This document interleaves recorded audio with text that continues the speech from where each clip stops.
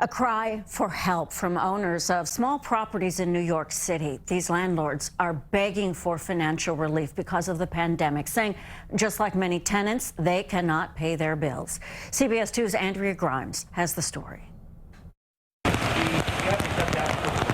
A walk in the rain outside Jan Lee's Chinatown building seemed fitting as he described the storm engulfing New York City landlords like himself. We were able to acquire the American dream, and it's becoming very difficult, if not almost impossible, to maintain that. Lee's family has owned 21 Mott Street for 96 years. His grandfather immigrated from China and acquired the building in the 1920s. Today, it's a mix of rent-regulated apartments where Lee also lives and market-rate storefronts that help subsidize those low-rent apartments. Lee says because of the pandemic, those businesses understandably are only able to pay a fraction of their rent, like here at the restaurant Shanghai 21. Commercial tenants are the ones who bear the brunt of this, and they're hurting tremendously.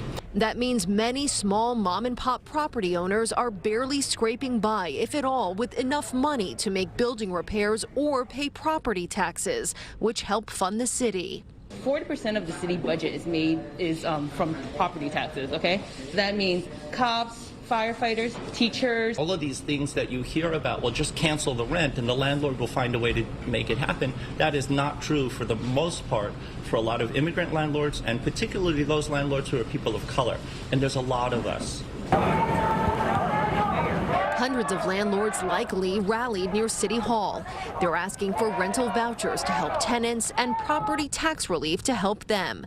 The city did reduce some late payment interest rates, but landlords say it wasn't nearly enough. They're forcing us to pay a lot of taxes when many of our tenants can't afford to pay their rent.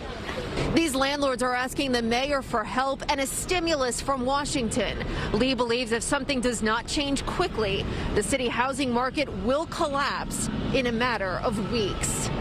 In Lower Manhattan, Andrea Grymes, CBS 2 News.